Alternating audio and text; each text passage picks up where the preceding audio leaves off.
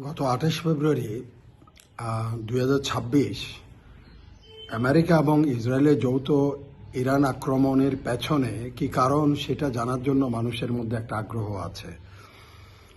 কারণ এটা কোনো প্রভোকেশন বা কোনো ধরনের উত্তেজনার বাইরে গিয়ে যখন আলোচনা চলমান ছিল আমেরিকা এবং ইরানের মধ্যে, সেই সময়ে ইরান আক্রমণ করেন ইসরায়েল এবং ইউনাইটেড স্টেটস অফ আমেরিকা।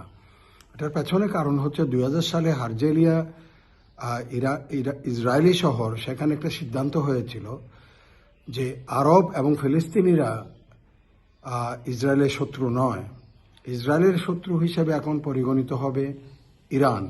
এবং সেটা যদি ইরান তার যদি পারমাণবিক শক্তির অধিকারী হয় তখন এটা বাস্তবে রূপ লাভ করবে। সেই থেকে ইরানকে পারমাণবিক শক্তিহীন বা ইরান যেন শক্তি অর্জন করতে না পারে, চ্যালেঞ্জ করতে না পারে ইসরায়েল এবং আমেরিকান শক্তিকে, তার পেছনেই এই দুটো শক্তি নিয়োজিত আছে।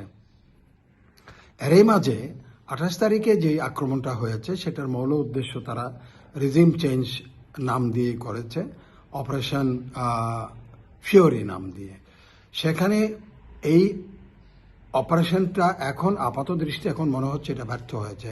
ইরানের রিজিম চেঞ্জ হয় নাই, বরং ইরানের সম্মুখ সারির সব নেতাদের হত্যার পরেও সেখানে ইরানে এখন তাদের অন্য নেতৃত্ব তারা গ্রহণ করেছে।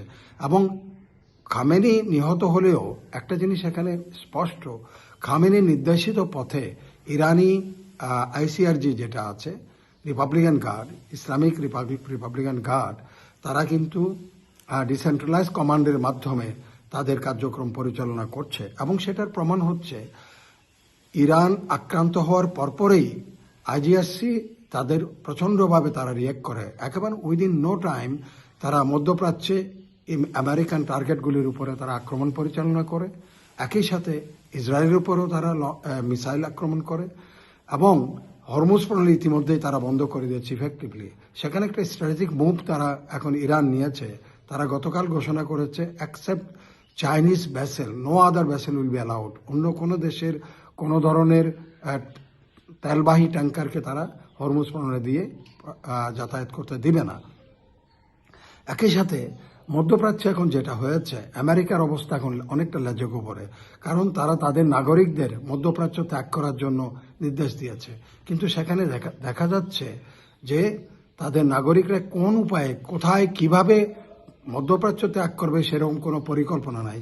যেটা ইউকের করেছে, ব্রিটেন করেছে, তারা চার্টার্ড ফ্লাইটের মাধ্যমে তাদের নাগরিকদের সরিয়ে নিচ্ছে। এর মধ্যে আরও কিছু ঘটনা ঘটেছে, যেমন স্পেন আমেরিকা এবং ইসরায়েলের ইরান আক্রমণের বিরুদ্ধে অবস্থান নিয়েছে, যার জন্য স্পেনের সাথে এখন ট্রেড ডিল ক্যান্সেল করার জন্য আমেরিকান প্রেসিডেন্ট নির্দেশ দিয়েছে। একইভাবে ইউকে যথার্থভাবে সেখানে জড়িত না হওয়াতে ইউকে এবং ইউরোপিয়ান ইউনিয়নকে এখন আমেরিকানরা দোষারোপ করে যাচ্ছে।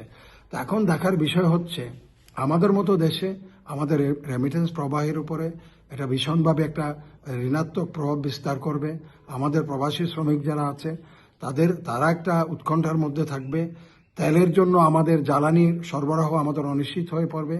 আমাদের অর্থনীতির উপরে সার্বিকভাবে এটা একটা ঋণাত্মক প্রভাব বিস্তার করবে বলে এখন মনে হচ্ছে। তবে দেখার বিষয় হচ্ছে আগামী কয়েকদিনে ইরান আরও কিভাবে তাদের আইজিএসসির মাধ্যমে, তাদের ডিসেন্ট্রালাইজ কমান্ডের মাধ্যমে ইসরায়েল এবং আমেরিকান আক্রমণের প্রতি আক্রমণ চালিয়ে যায়, সেটার উপরে নির্ভর করবে এই যুদ্ধের গতি প্রকৃতি। ধন্যবাদ।